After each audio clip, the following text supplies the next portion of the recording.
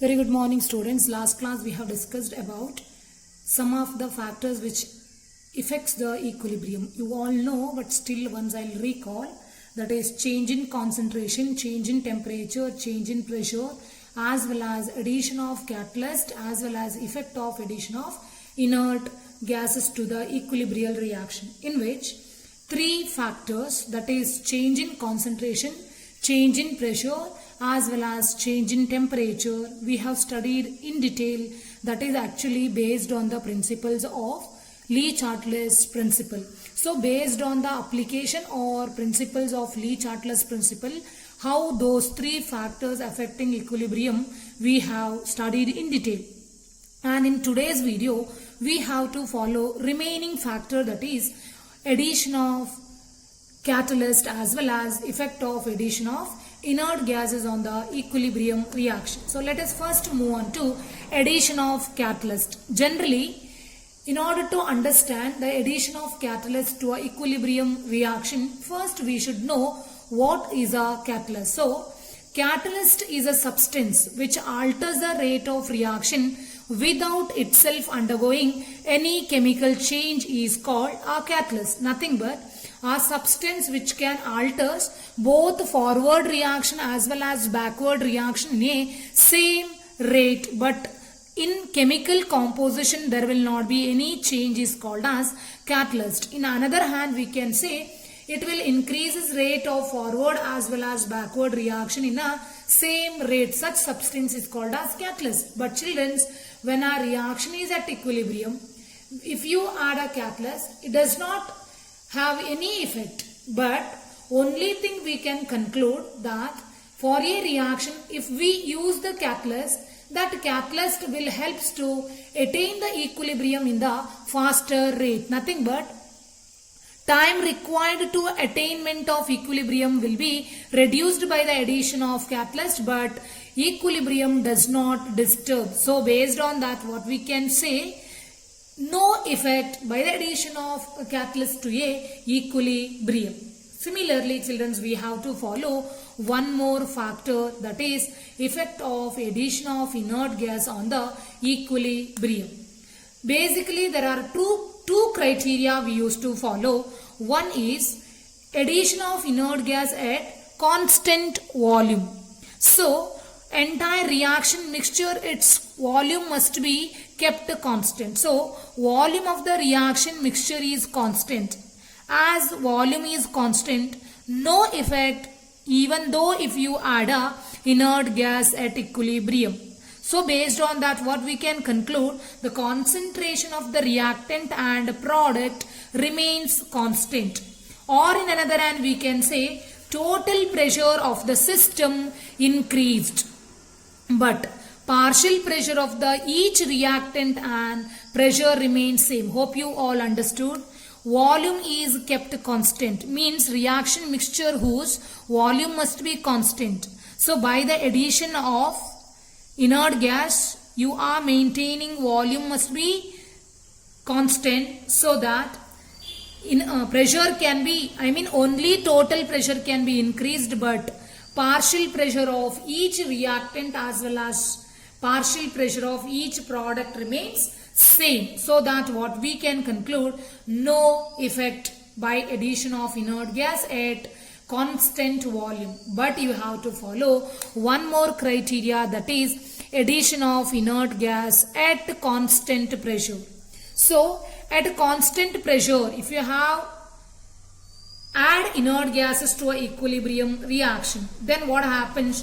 Volume of the reaction mixture has to be increased. Constant pressure, but volume of the reaction mixture has to be increased. So what will be the molar concentration of each reactant and product? That should be decreased. Then molar concentration of the each reactant and product decreased. Hope you all understood. As you are adding a inert gas, this is also gas, so that volume will be increased. The volume increased means you have to reduce the molar concentration of the reactant and product, because your intention is to maintain the pressure constant. So under which two cases or two possibilities we can follow based on two different types of reaction. One type of the reaction we can follow, reaction in which number of moles of gaseous product will be equal to number of moles of gaseous reactant. See, two examples I have quoted. One is N2 can react with the O2, produces 2NO. One more is H2 plus I2 giving 2HI. So in this particular case, two products, two gaseous reactant, isn't it? So for such reaction, no effect by adding inert gases on equilibrium. That is because for such reaction, if you express the Kc expression, then denominator and numerator will be equal, or in another hand we can say concentration terms in numerator as well as denominator will be same, so that no effect. But another particular type of reaction, children, you can follow for a reaction in which number of moles of the product will be greater than that of number of gaseous moles of the reactant, or vice versa, then there will be some effect. What is that? One example I'll consider for this case where Np is greater than Nr. PCl5 decomposes to form PCl3 and Cl2. In this particular gaseous reaction, if you have considered the expression for concentration, see, you can follow concentration of the PCl3 into concentration of Cl2 divided by concentration of PCl5.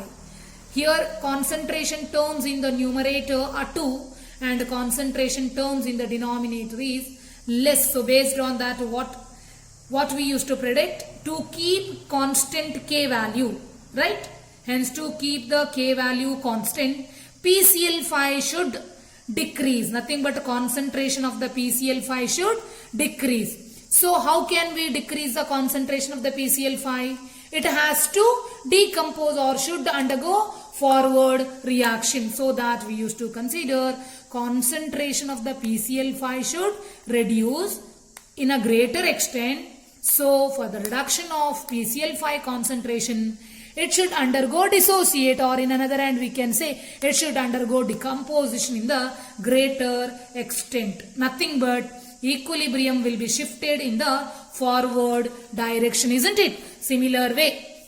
See, hence to keep K constant, PCl5 should decrease. That is, PCl5 dissociation should increase. Therefore, equilibrium will be shifted in the forward direction. So based on that, children, if you consider another possible reaction for a gaseous, number of moles of product in which product will be less than that of the reactant, equilibrium will shift in the backward direction. Nothing but denominator concentration terms are more, numerator concentration terms are less. In such cases, backward reaction will be favorable. That is about factors affecting equilibrium.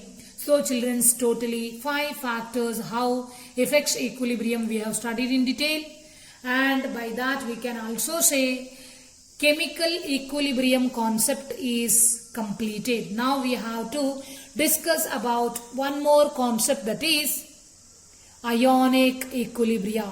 So children, you all know, name itself suggests what is ionic equilibria. According to the name we can conclude, in a equilibrial reaction, if ions are involved, then that reaction is said to be ionic equilibria. So general one example I can consider. Generally where ions are produced, you all know ions are generally produced in aqueous media. Hence, see, aqueous Fe3 plus it is ion, reacts with the aqueous SCN minus, produces a complex that is also in aqueous media. So some of the reactants are consumed to produce product. So now unreacted these reactant and this already produced product, there will be a equilibrium. Such reaction only show equilibrium in ionic media. So generalization. So in order to understand these ionic equilibria in detail, what are the things we have to follow. Some of the terms we should concentrate first. So children, before going to the terms, I'll define ionic equilibria. The equilibrium involving ions in the aqueous solution is called ionic equilibria. So, as I mentioned earlier, in order to understand in detail about ionic equilibria, we have to know basically some of the terms. So in today's class, I'll consider some of the important terms which play very important role in ionic equilibria. First, we'll move on to electrolytes as well as non-electrolytes. So, what are electrolytes? Electrolytes are the compounds whose aqueous solution or melt conduct electricity. Children, you should note, melt is nothing but a compound in its aqueous solution media or in its molten state. Molten state also it produces ions. For example, you can consider a sodium chloride. When you heat it, it melt. In a molten state, it will produce Na plus as well as Cl minus. They can conduct electricity. That is what called as an electrolyte. So all inorganic salts, acids, bases are the example. Children, you all know what are salts, what are acids and what are bases, so that I will not give much information regarding to that because in your lower classes you have studied. Acid is a substance, generally you all know, it can convert blue litmus to red. Similarly, bases are the substances which can convert red litmus to the blue. When those acids as well as bases mix, generally produces salts. That concept you know in detail. Next we'll move on to next term, that is non-electrolytes. Non-electrolytes are also compounds whose aqueous solution or melt does not conduct electricity. Example you can follow urea, glucose, etc. So I hope you are clear with the two terms, electrolytes as well as non-electrolytes. Then children, we have to concentrate about next concept, that is types of electrolytes. Basically, electrolytes are of two types we used to consider. One is a strong electrolyte and one more is a weak electrolyte. Let us first move on to strong electrolyte. Strong electrolytes are the substances which can dissociate almost completely into ions in aqueous solution and hence also acts as very good conductors. Some examples you can consider. See, I have quoted some salts, some bases and also acids. NaCl, potassium nitrate are the salts. NaOH, KOH, that is sodium hydroxide and potassium hydroxides are the bases. Hydrochloric acid, sulfuric acid and nitric acid are the acids. These all are example for strong electrolytes. Then let us move on to weak electrolytes. Weak electrolyte is a substance which dissociate to a small extent in aqueous solution and hence conduct electricity also in a small extent. Means their dissociation or ionization in aqueous media is very less. Some examples for such electrolytes you can follow. See, ammonium hydroxide is a base. Similarly, acetic acid I quoted, it's an acid. Other than that you can follow ammonia is also base, methylamine, formic acid, pyridine, etc. All these are the bases, but weaker substances hence acts as a weak electrolytes. Then children, some additional terms you should know in order to understand the equilibria, that is ionic equilibria in detail. So, we used to use degree of dissociation or degree of ionization in ionic equilibria in greater extent. So, before using those terms, let us know about those terms. That's why I have quoted degree of dissociation. What do you mean by degree of dissociation? the fraction of total amount of an electrolyte which dissociates into ions is called as degree of dissociation. It can be indicated as alpha, and that is alpha can also equate to number of moles dissociated to that of number of moles taken. Similar way, I want to mention the difference between dissociation as well as ionization. Both the terms we used to use throughout this ionic equilibrium. But actually, children, there is no such greater distinction between dissociation as well as ionization. But still, I want to make you clear the term dissociation and ionization. Only that purpose I will let you know the difference between dissociation as well as ionization. Let us first move on to dissociation. Dissociation of ionic compound in water is called dissociation. Children, let me correct. Dissolution of ionic compound in water is called dissociation. Got it clear? I mentioned dissociation. It should be dissolution of ionic compound in water. For example, put sodium chloride into water. It ionizes to Na plus as well as Cl minus. That's what called as dissociation, because already in that ionic compound ions are present as Na plus as well as Cl minus. Such dissolution is called as dissociation. Then you have to consider one more term is ionization. So dissolution of covalent compounds like HCl in water is called as ionization. Got it clear? Dissolution of a covalent compound in water is called ionization, because ions are formed only after the dissolution. Children, you should remember, if ionic compounds are dissolved, then it is called as dissociation. If covalent compounds are dissolved in water, then it is called ionization. Actually, there is no distinction. We will not distinct word dissociation as well as ionization, but just to make you clear, I have quoted both the term. Then we'll move on to next concept, that is some of the factors which affects the degree of dissociation. What are those factors? Nature of the solute, that is the salt you are going to dissolve in a particular solvent, isn't it? Solute is the salt, and solvent whatever you are going to use is called as water. We used to consider one of the solvent. Okay, nature of the solute.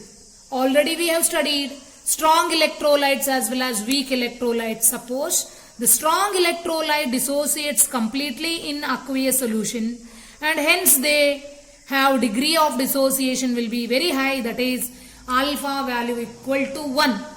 But a weak electrolyte will dissociate partially, as you all know, so their degree of dissociation value is very less, it is less than 1. One more is nature of the solvent. Generally, polar solvents as well as non-polar solvents. Polar solvents can dissociate in greater extent. For example, you can consider water, alcohol, which dissociate in greater extent. Non-polar solvents such as carbon tetrachloride. Similarly, chloroform you can take, it is less polar. Its dissociation is very less. Next factor is concentration. Degree of dissociation, how? Depends. It will increases with the dilution, nothing but concentration is very less. Degree of dissociation is very high, or alpha will be higher value. Then temperature, how it is related? Very simple. As the temperature increases, degree of dissociation will also increases. Then children will move on to one more term, that is presence of other electrolyte. Sorry. How presence of other electrolyte will influences the degree of dissociation. Very simple. Presence of any other electrolytes having common ion, which will suppresses the degree of dissociation of already existing electrolyte. That is a brief idea about some of the factors, how they can affect the degree of dissociation. Then children, let us move on to next concept, that is related to the ionic equilibria. Again, to understand ionic equilibria, these are the concepts which are clearly involved in your syllabus. Now, we should know about acids as well as bases. You all know, but still acids and bases can be distinguished based on different theories.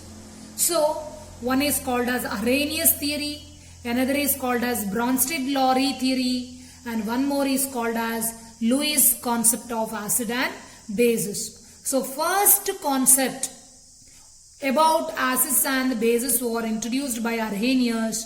So let us first move on to Arrhenius concept of acids and bases.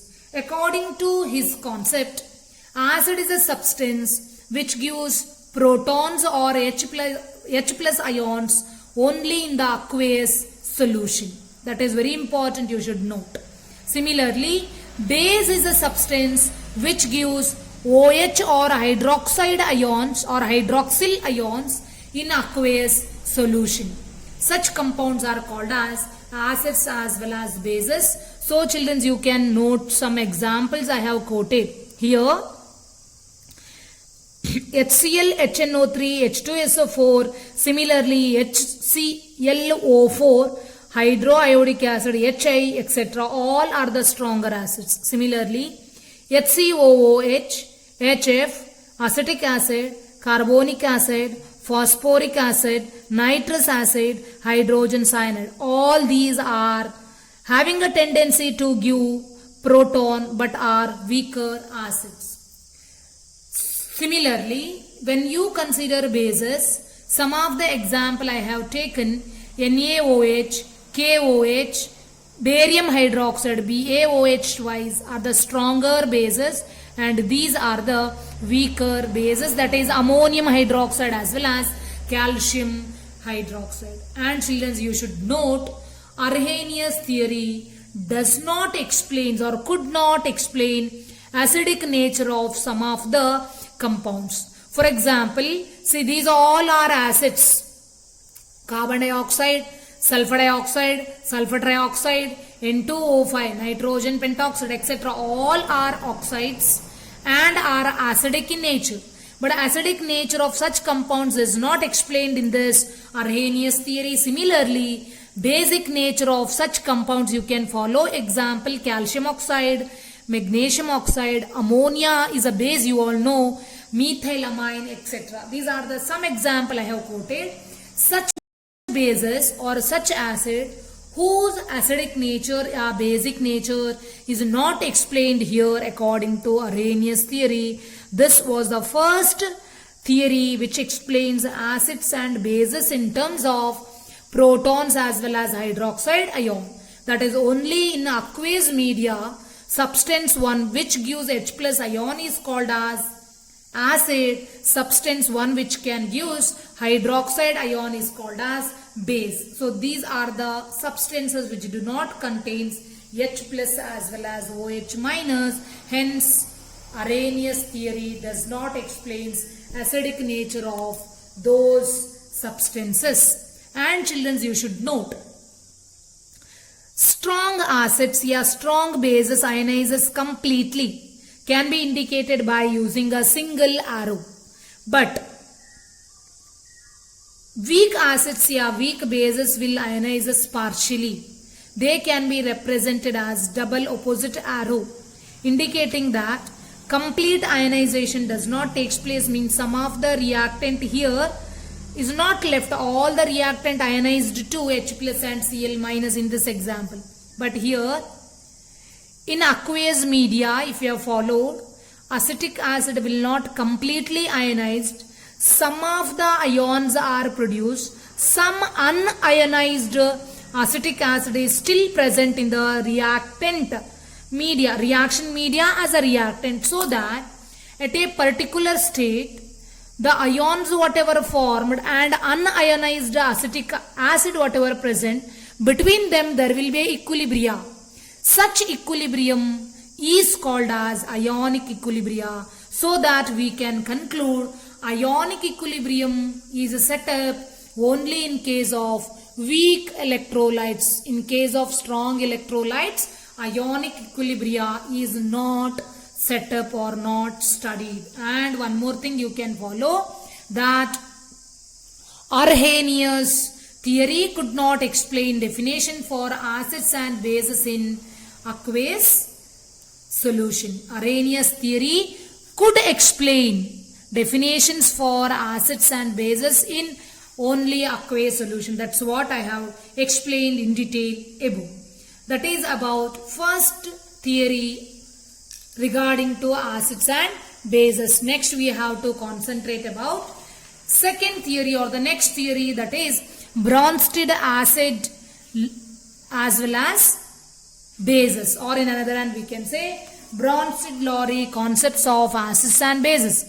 According to this theory, acids are the substances which can give protons or H plus ions.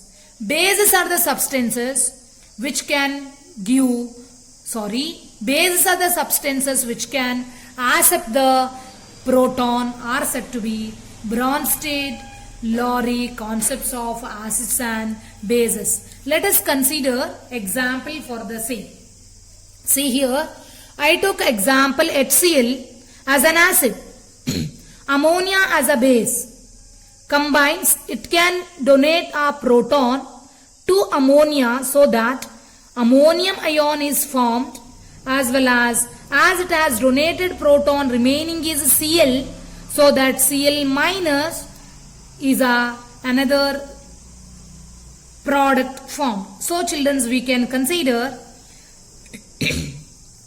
HCl is an acid. For HCl, this chloride ion will be the conjugate base. Similarly, ammonia is a base.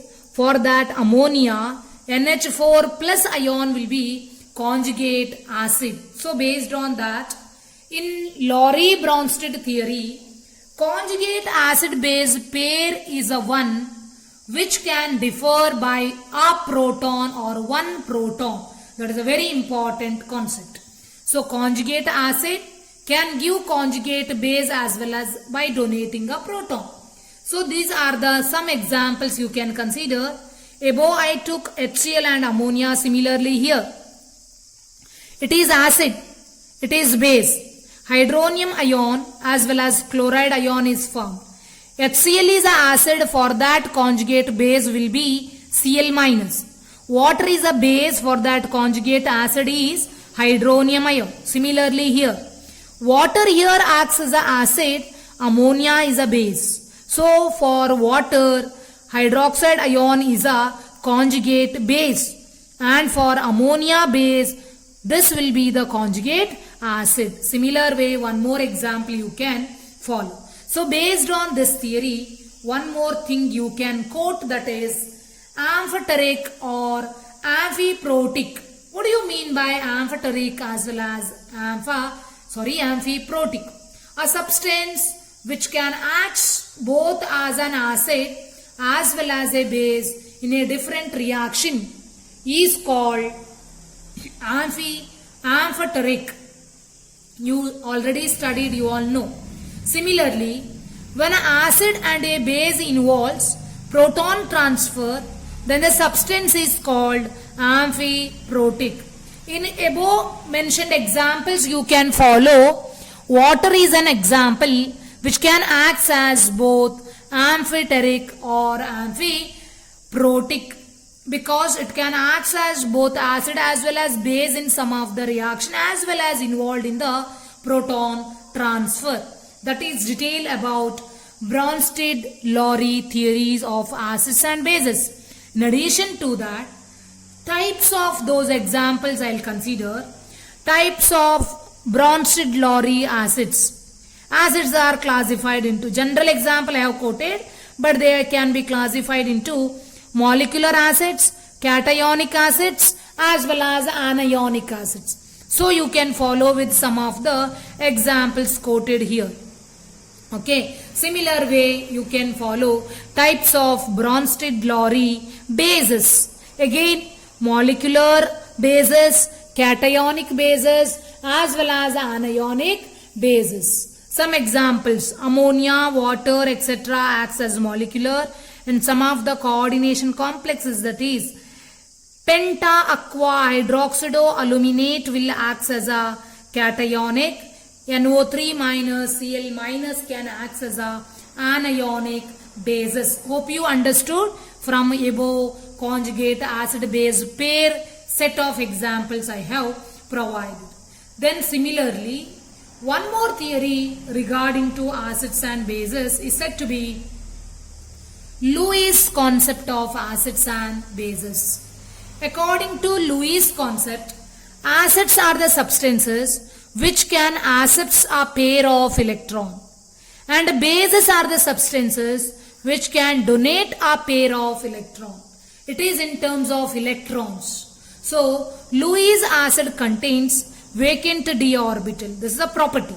Lewis base contains generally lone pair या non-bonded pair of electron. Similarly, you understood the term acid and base according to Lewis concept. Note some example. Some positively charged species, some neutral molecules can act. Similarly, negatively charged species can act as examples for bases. Hope you can follow. Now, acids. See, these are the some of the neutral molecule, but they do not complete their octet. Some of the ions which are electron deficient. Some of the examples with which they can follow the octet rule, but still they are electron deficient. And some of the compounds with which they can violate the octet rule, but neutral molecule acts as acids. Similarly, electron rich substances which are capable to donate the pair of electron, you can follow some example: alkyl amines, alcohol, water, ethers. Similarly, halide ions, hydroxide cyanide ions, etc. Addition to that, carbene ions are also examples for bases. In a whole, we can conclude all electrophiles. You have studied in organic chemistry, so you all know what are electrophiles as well as what are nucleophiles. So generally, after studying these acids and bases, we can conclude all electrophiles are acids and all nucleophiles are bases. Children, you should note these important terms, whatever you have studied, are very important in order to understand ionic equilibria. Next, I will discuss about ionic equilibria, in which major terms. These are the concepts we have studied, only the basics. But if you know these basics, then only you can understand clearly. So children, be thorough with these concepts. Thank you.